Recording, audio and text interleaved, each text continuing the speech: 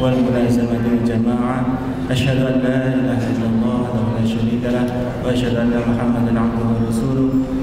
اللهم صل على سيدنا محمد وعلى آله وصحبه أجمعين. أما بعد فيا أيها الحاضرون اتقوا الله حق تقاته ولا تموتن إلا وأنتم مسلمون.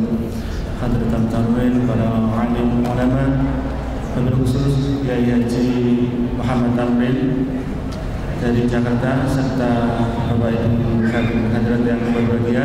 Alhamdulillah pada pagi hari ini kita dapat berwajah kembali dan mengikuti pengajian akad pagi dan keadaan sehat walafiat.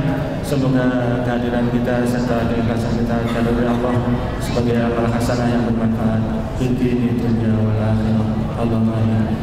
Salam dan salam semoga dapat tercurah kepada junjungan kita Nabi Muhammad sallallahu alaihi wasallam, kemudian kepada keluarganya, kepada sahabatnya dan orang-orang yang istiqomah mengikuti jalan beliau ila yaumil qiyamah.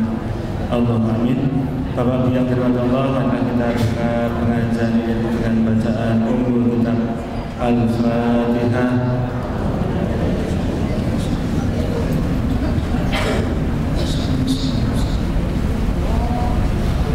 Acara selanjutnya yaitu pembacaan ayat suci Al-Quran yang akan disampaikan oleh Ustaz Suwoto. Kepada beliau waktu dan tempat kami persilakan.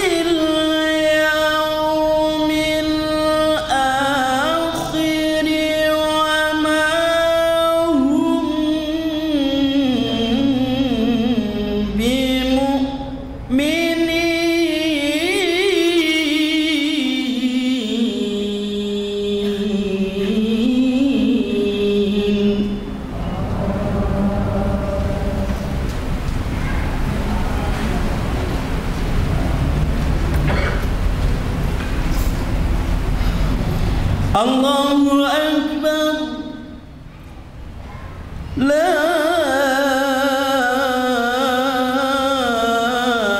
ilaha illallah. Allahu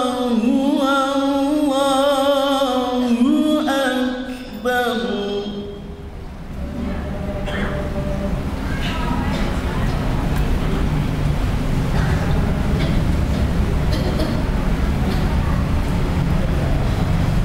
Walillahil hamd.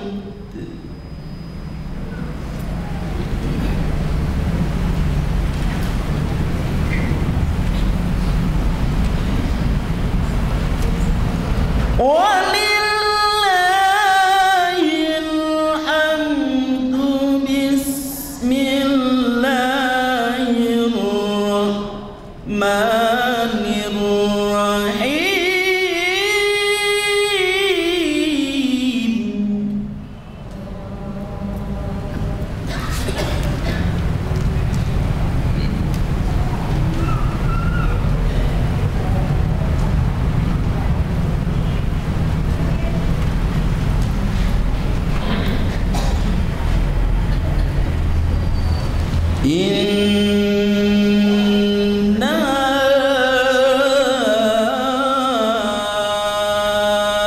a'tainakal kautsar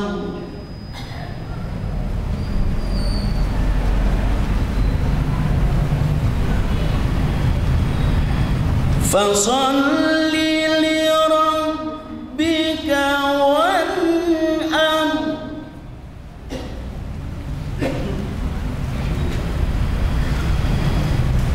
inna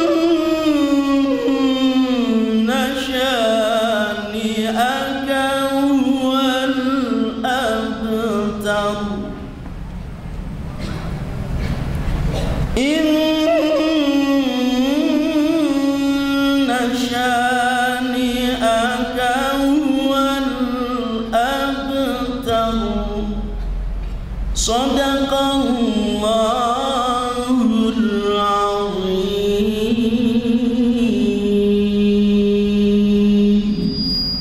Assalamualaikum warahmatullahi wabarakatuh.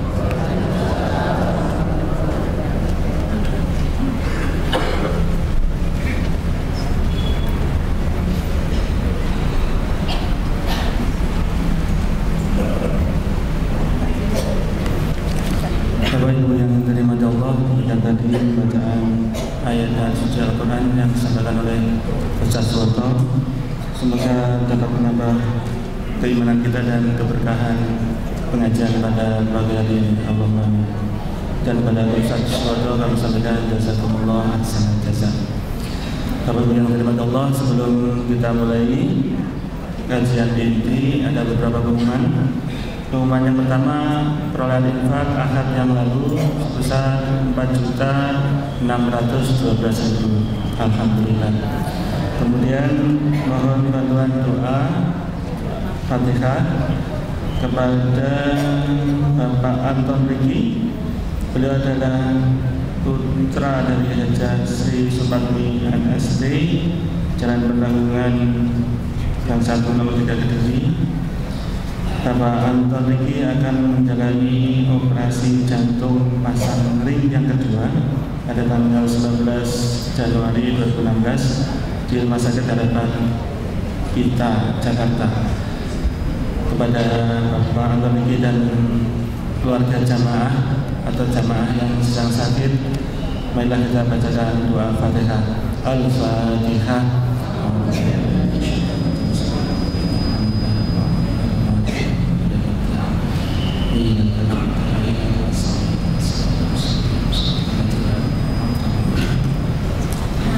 Kemudian pengumuman selanjutnya, alhamdulillah IKADI Kota Kediri telah menerbitkan atau mulai hari ini bisa menerbitkan buletin Jumat atau lembar Jumat berwarna. Terbitnya satu periode 2 kali cetakan ya. Hari ini sudah beredar cetakan yang untuk besok ya, yang untuk minggu depan yang merah ini. Mungkin Bapak Ibu yang sudah terlanjur mengambil yang merah, silakan untuk tidak dibagikan dulu, mungkin disimpan dibagi minggu depan. Jadi yang minggu ini yang hitam ini ya, yang penyesalan hari kiamat. Ya, kalau yang sudah terlanjur ambil yang merah, belajar untuk khusyuk, tolong ditahan dulu untuk dibagikan minggu depan. Gitu. Kemudian selanjutnya kajian pranikah, alhamdulillah bisa rutin dilaksanakan untuk nanti setelah pengajian akad pagi akan dilaksanakan jam 8 insyaallah setelah pengajian tanya jawab dengan tema Jauhi Aku, Temui Orang Tuaku yang akan disampaikan oleh Ustaz Imron Muzaki MPSI. Beliau adalah dosen STAIN dan beliau adalah pembina kajian pranikah IKADI Kota Kediri. Kemudian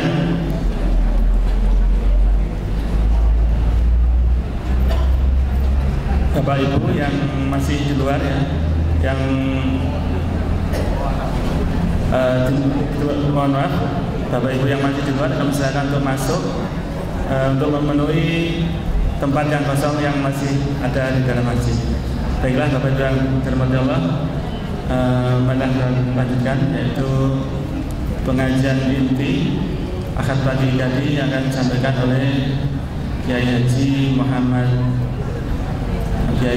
Muhammad Tamrin dari Jakarta dengan tema 4 pilar ketakwaan. Kepada beliau Kiai Haji Muhammad Tamrin, waktu dan tempat kami persilakan.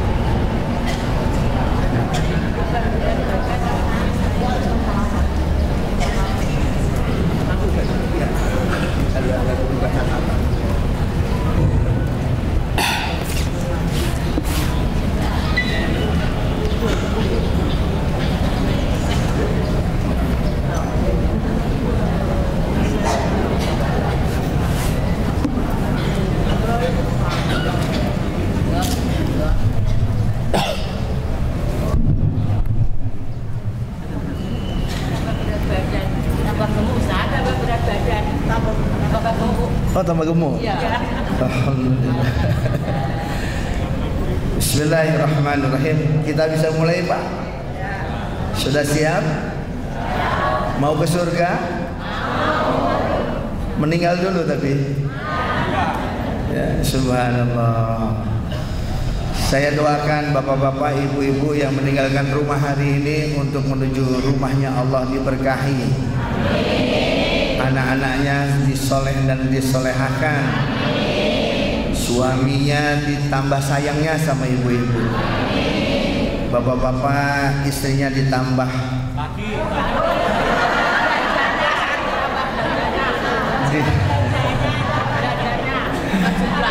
ditambah sayangnya, Pak. Bapak-bapak ini sudah lagi, oponya yang lagi, Pak.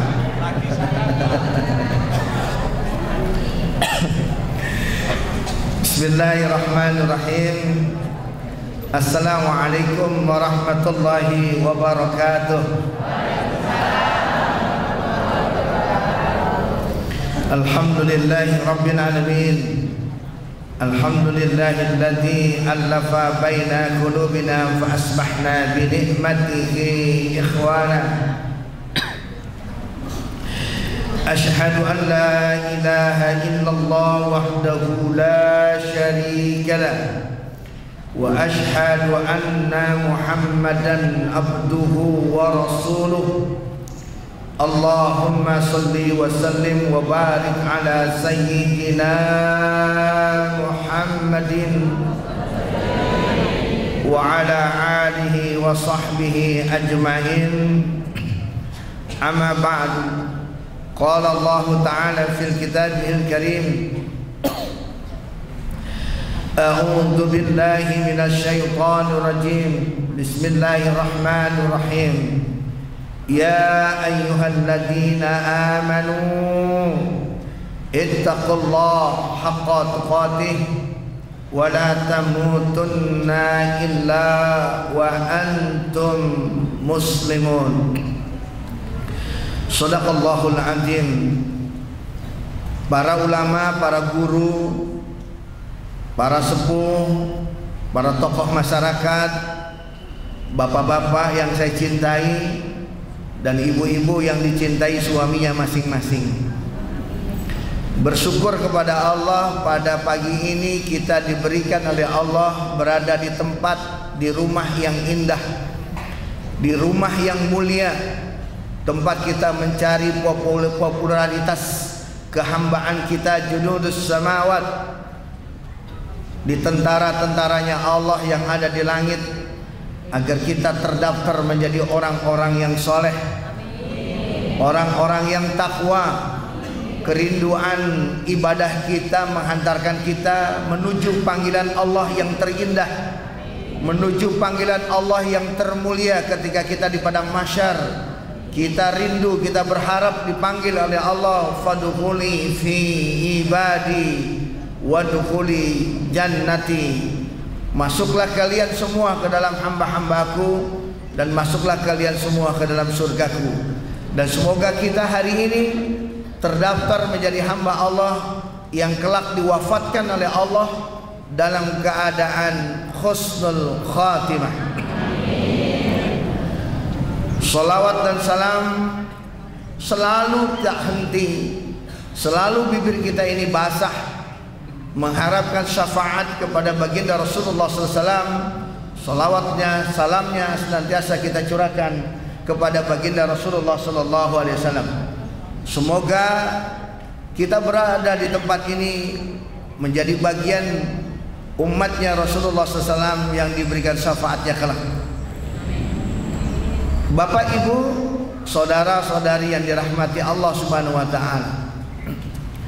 Setiap kita datang ke pengajian, selalu para khatib, para ulama, para guru-guru kita, baik yang populer maupun yang enggak populer, tetapi kita berharap siapapun yang memberikan tausiah, yang memberikan nasihat kepada kita, tentunya kita berharap ada keikhlasan untuk menyampaikan kebaikan dan kebenaran ini.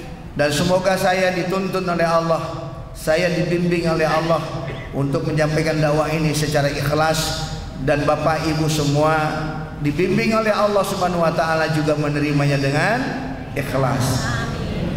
Kalau ada nasihat yang kemudian tidak bisa berada di hati kita, sulit rasanya kita mengamalkan kebaikan, itu menunjukkan cuma dua, Ibu Bapak. Yang pertama adalah yang memberikan ceramahnya enggak ikhlas, atau yang menerima nasihat juga yang tidak ikhlas. Ketidakikhlasan para penjuru dakwah biasanya terkontaminasi dengan tujuan dakwahnya, mau dapat dunia atau mau dapat akhirat, mau dapat popularitas dari masyarakat atau ingin mendapatkan kebaikan dari Allah. Jadi kalau di penjuru Indonesia ini dakwah ini disampaikan secara ikhlas, maka insya Allah para dai-dainya berada pada jalannya Allah. Makanya hari ini saya mengambil tema atau diberi tema 4 pilar ketakwaan. Salah satunya yang pertama adalah raditu billahi rabbah. Kita menghadirkan Allah di dalam kehidupan kita. Kita menghadirkan Allah dalam nafas kita. Kita menghadirkan Allah fil hayati, di dalam rotasi kehidupan kita. Bahwa kita tidak diperintah, wa ma umiru illa liya'budullaha mukhlishina lahuddin. Kita semua yakin yang ada di tempat ini maupun di tempat-tempat di penjuru Kediri yang mendengarkan Radio Andika, para pendengar setia pengajian di Baitur Rahmah, ini menunjukkan bahwa kita ini adalah orang-orang yang mencintai kebaikan. Kalau orang yang baik, itu akan dapat juga yang baik. Kalau suami baik, insya Allah dapat istri yang baik. Kalau ayah yang baik, insya Allah anaknya baik. Kalau ayah yang tidak baik, bisa anaknya baik, dan kemungkinan besar tidak baik. Kalau dalam bahasa Jakartanya Pak, orang Betawi bilang kalau bapaknya kalong, anaknya kampret. Like father, like son. Bagaimana ayah, ya bagaimana anaknya, ya bagaimana ayahnya. Nabi Ibrahim memiliki anak yang baik itu karena ada ketaatan, keridhaan dari seorang ayah di hadapan Rabbnya, di hadapan Tuhannya. Qul millata Ibrahim hanifa, bahwa Nabi Ibrahim berada jalan millah-millahnya yang lurus. Karena itu kalau kita menjadi orang-orang yang ingin masuk ke dalam daftar orang-orang yang bertakwa, maka kita harus menempatkan diri kita di hati kita ini Allahu ghayatuna, Allah tujuan hidup kita. Mau beribadah, Allah tujuan hidup kita. Jadi menantu yang baik beribadah juga karena Allah. Ada mertua atau tidak mertua, sholat tetap jalan. Ini ada mantu-mantu kita, kalau kita nggak datang nggak pernah sholat. Begitu kita datang saja, assalamualaikum, cium tangan, pura-pura nanyain sajadah sama istrinya. Mas, istri sajadah di mana mah? Buat apa Pak? Ya sholat lah. Emangnya sholat? Ini menunjukkan kualitas kita mencari anak-anak kita, pasangan-pasangan yang tanpa ridhonya Allah. Indonesia ini akan tambah baik dan kita memberikan kontribusi yang baik buat bangsa kita ini kalau kita semuanya orang-orang yang baik itu concern terhadap pemberian generasi yang baik. Kalau kita sudah bisa memberikan generasi yang baik kepada keluarga kita, kepada tetangga kita, kepada masyarakat kita, ini berarti kita semua adalah cinta Republik Indonesia ini, memberikan generasi-generasi yang baik terhadap Indonesia. Kalau orang-orang yang baik hanya sifatnya adalah egois, maka dia tidak akan pernah memikirkan keberagamaan, keberadaan, suasana kebatinan, ruhnya, istrinya dan anak-anaknya. Maka kita menentukan bahwa ketika Allah menjadi Rabb kita, Tuhan kita, innal ladzina qalu rabbuna Allah tsumma istaqamu, sesungguhnya orang-orang yang menyatakan Rabb kami adalah Allah, tsumma istaqamu, dan mereka adalah orang-orang yang istiqomah. Mereka jauh dari bersedih hati, mereka jauh dari takut tidak dapat rezeki, takut hidup tidak bahagia. Kalau kita bertakwa kepada Allah, maka hidup kita akan diberkahi oleh Allah Subhanahu wa taala. Wa may yattaqillaha yaj'al lahu makhraja, siapa yang bertakwa kepada Allah, maka Allah akan memberikan jalan keluar dari kesulitan hidup kita ini. Allahus Samad, Allah tempat bergantung. Makanya kita kaum muslimin, kaum muslimat, wabil khusus masyarakat Kediri dan umumnya Indonesia, kalau kita nyebut bergantung kepada Allah yang jelas, jangan abu-abu. Ya kita bergantung kepada yang di atas. Yang di atas ini apa Bu? Bisa cicak, bisa lampu. Kita orang-orang yang beriman itu jelas.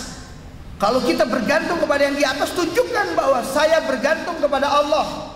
Tunjukkan begitu. Iyyaka na'budu wa iyyaka nasta'in. Menunjukkan kualitas ibadah kita bahwa kita hanya menyembah kepada Allah semata dan kita hanya berharap pertolongan Allah semata. Jadi Allah Subhanahu wa taala telah meneruskan takdirnya, Pak.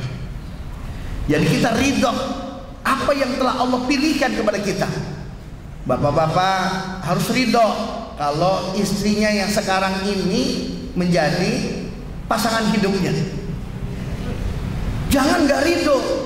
Udah 25 tahun berkeluarga, istri kita udah menemani kita susah payah, setia dalam posisi kita dalam keadaan sulit, Begitu kita senang, begitu kita diberikan kekayaan, udah 25 tahun istri kita menemani kita, kita bilang sebenarnya aku gak cinta Bu sama sampean. Udah 25 tahun Pak.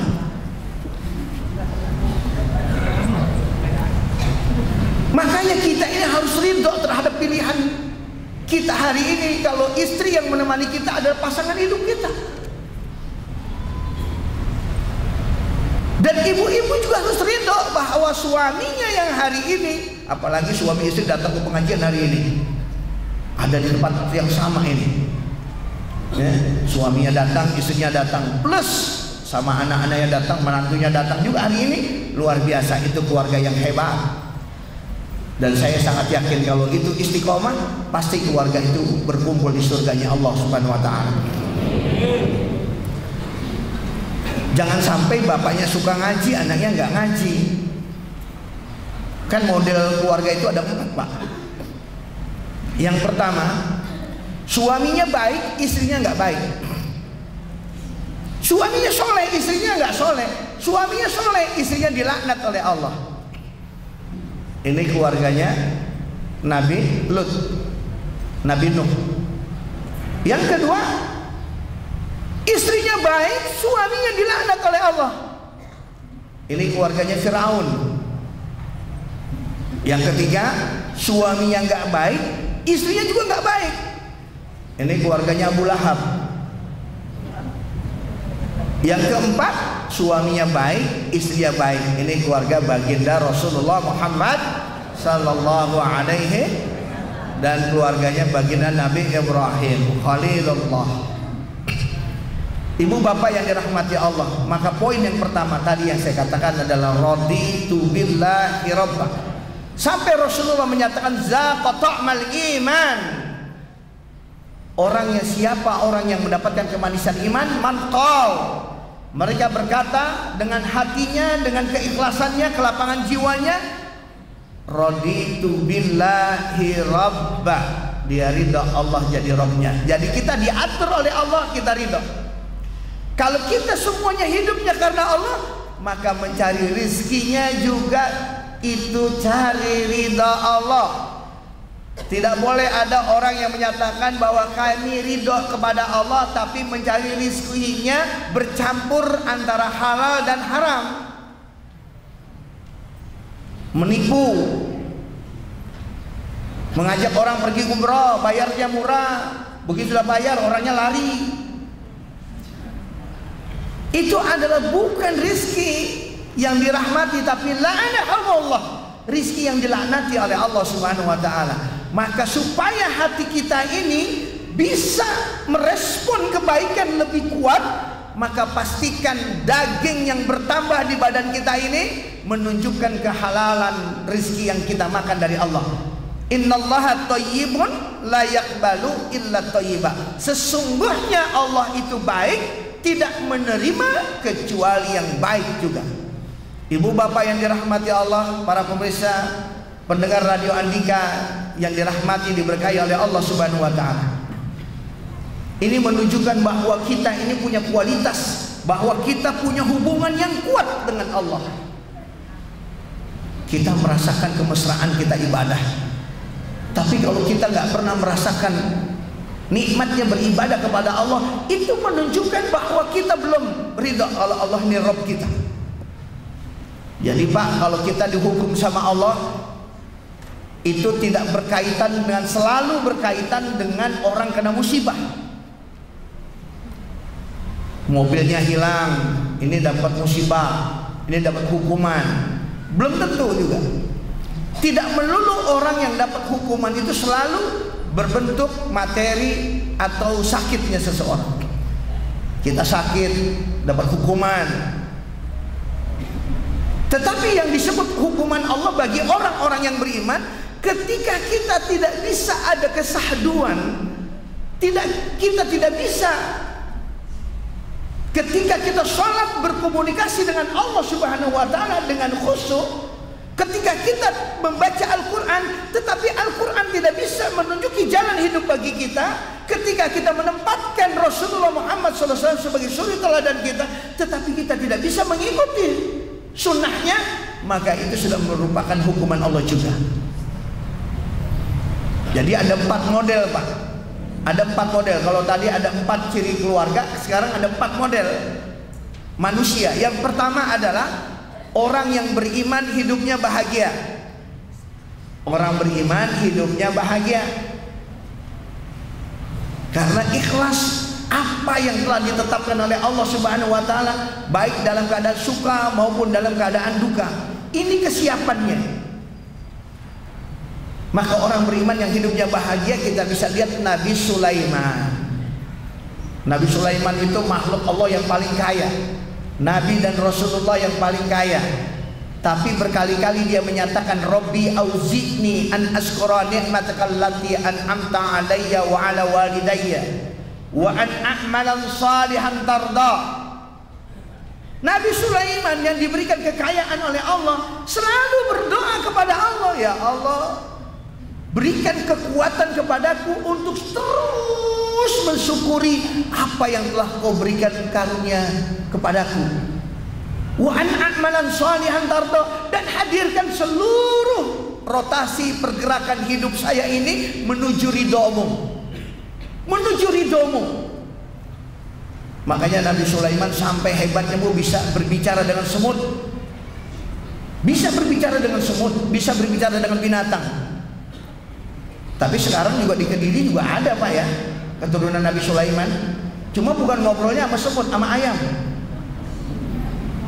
Ayam pagi-pagi dimandiin, ngomong sama ayam, jalu. Istrinya boro-boro dimandiin. Udah pernah mandiin istrinya Pak? Saya belum pernah mandiin istri saya, sebab istri saya belum meninggal. Nah, ibu bapak saudara-saudari yang dirahmati Allah Subhanahu wa taala. Yang kedua, orang yang beriman yang hidupnya sengsara. Orang beriman kepada Allah tapi hidupnya sengsara. Wala nabluwannakum bisyai'in minal khawfi wal ju'i wa naqsin minal amwal wal anfus was samarat wa basyiris sabirin. Allah ingin menguji hamba-hambanya dengan sedikit ketakutan, kekurangan, buah-buahan, kelaparan. Allah pengen melihat ini. Wa basyiris sabirin. Berikan kabar gembira kepada orang-orang yang sabar. Allah ingin menguji kita. Jadi ternyata bahagia itu bisa ada di orang kaya dan bahagia bisa ada di orang miskin, Bu. Kalau bahagia itu identik dengan orang kaya saja, Allah ini nggak adil. Allah nggak adil. Kalau yang namanya bahagia identik dengan orang yang kaya saja. Tapi ternyata bahagia itu bisa ada di orang yang fakir dan bahagia bisa ada di orang miskin. Orang sengsara bisa di orang miskin dan orang sengsara bisa ada di orang kaya. Pak, orang kaya sekarang banyak yang nggak bisa tidur Pak. Punya penyakit insomnia, susah tidur. Kalau mau tidur, beliau beli obat yang namanya Valium. 2 butir, gelisah, resah, gundah, gulana, andilau, antara dilema dan galau. Ternyata susah tidur Pak orang-orang kaya itu Pak, khususnya di Eropa, di Amerika, mungkin sebagian kecil di Indonesia, atau sekarang sudah sebagian besar Pak ya. Ternyata susah tidur Pak. Kalau mau tidur harus pakai Valium 2-3 butir baru bisa tidur. Tapi kita orang Kediri, subhanallah, berkah-berkah. Kalau susah tidur nggak perlu pakai obat Valium, beli obat ke apotek untuk bisa tidur. Ikut ngaji saja, nyandar dekat kipas pules. Subhanallah. Makanya coba lihat tuh kalau hari Jumat datang buru-buru, pengen duduk depan apa pengen dekat kipas Pak? Pengen dekat kipas, pengen cari sandaran atau pengen itikaf Pak? Cari sandaran. Setelah itu apa Pak? Khusyuk. Jadi kalau khotibnya ngomong begini, mari sama-sama kita bertakwa kepada Allah. Ingat kebaikan itu akan mengantarkan surga. Luar biasa, tidur aja bisa ngikut Pak Manut Pak. Itu berkahnya orang-orang Indonesia itu. Ini luar biasa. What money can buy, bed but not sleep. Apa sih yang bisa kita beli dengan uang? Orang bisa beli tempat tidur, tapi orang nggak bisa beli nikmatnya tidur. Orang bisa beli kasur, tapi orang nggak bisa beli nikmatnya kasur. Jadi orang tidur Pak di kardus sama di kasur sama aja. Yang bedanya ketika kita mau merem aja Pak. Kalau sudah tidur, yang tidur di atas kasur sama di atas kasur yang bagus sama aja Bu, pules-pules juga. Nah, malah kita Pak lebih berkah lagi, cuma nyandar di waktu siang, habis dari ladang, habis dari sawah, nyandar, ya Allah Pak, ngiler ngangak ngimpi lagi. Ini luar biasa ini. Orang kaya itu belum tentu bisa mimpi itu Pak. Ya. Bapak pulang kerja dari mana-mana, yang cium tangan siapa Pak? Istri, subhanallah. Tapi orang kaya, begitu dia pulang, siapa yang bukain pintu Pak? Pembantu. Istrinya kemana Pak? Lagi meeting, belum pulang. Di SMS sama istrinya kepada pembantunya, khadimatnya, nanti kalau bapak pulang tolong ya siapkan makan. Disiapkan makan. Yang nanya siapa Pak? Pak mau makan atau tidak? Yang nanya siapa? Pembantu. Makanya dulu kita awal-awal nikah Pak, ya Allah, istri kita hebat ya Pak. Baru nikah udah ditanyain, Mas mau minum apa? Teh manis, yang bikin coba Pak? Istri kita Pak, bikin tutup sama tatakannya komplit. 6 bulan tutupnya udah nggak ada. Setahun, 2 tahun, 3 tahun tutup enggak, tatakan enggak. Udah 17 tahun, udah kaya, nanya doang. Mas mau minum? Mau. Mbak, yang bikin sopo? Bantu. Mas lapar? Ya. Mbak, yang nyiapin makan sopo? Waktu malam hari suami udah tidur, udah ngantuk-ngantuk. Mas mau tidur? Mau. Mbak.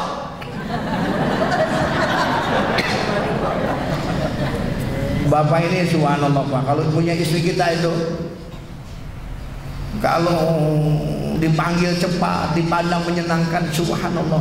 Kilalat khulil jannah min haitsu syi'ti. Masuklah kamu dari pintu surga dari mana saja yang kau mau. Wah, luar biasa. Coba bayangkan tuh perempuan. Idza marhatul salatul khamsaha wa shamat syahraha wa hafizat farjaha wa ta'at zawjaha kilalat khulil jannah min haitsu syi'ti. Jika wanita salat 5 waktunya, puasa sebulan namanya, menjaga kehormatan dirinya, tidak suka boncengan sama suami tetangga. Kadang-kadang kan kalau pulang kantor itu sama-sama karena satu arah gitu kan.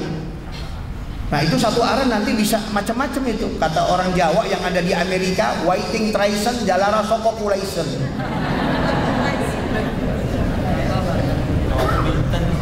Nah itu begitu Masya Allah. Wa ta'at zaujaha, dan dia taat sama suaminya. Kilalat khulil jannah min haitsu syi'ti. Makanya ibu lagi ngaji pun, sekalipun lagi ngaji, kalau suami ngedaham, sadaqallah. A'udzu billahi minasy syaithanir rajim. Sadaqallahul azim. Meskipun baru tahu Pak. Kita kembali lagi pada tema kita. Raditu billahi rabba. Inilah yang menghantarkan kita menjadi pertama kali persaksian syahadat kita menjadi benar. Ketika kita menjadi asyhadu an la ilaha illallah, aku bersaksi tidak ada Tuhan yang kita sembah, yang kita taati, yang kita ikuti, yang kita takuti illallah, kecuali Allah. Maka orang beriman menjadi orang-orang yang sabar, yang syukur fi kulli makan, di dalam segala keadaan. Dia bersabar ketika dia mendapatkan kesulitan, dan dia bersyukur ketika dia mendapatkan anugerah dan karunia dari Allah. Maka kata Nabi, umatku hebat, ajib, sana sini dapat pahala. Yang kedua, 4 pilar ini, yang kedua adalah wabil islami dinan. Ridho Islam ini menjadi agamanya. Kalau ridho Islam menjadi agamanya, maka kita harus menghadirkan Islam. Jadi Allah Subhanahu wa ta'ala ini ketika mendatangkan Islam untuk membedakan antara bukan Islam dengan Islam. Maka ketika kita ridho Islam itu menjadi agama kita, maka ada beberapa fase kita mempelajari Islam. Yang pertama adalah aspek proses penamaan Islam. Kalau Kristen itu diambil dari nama Kristus.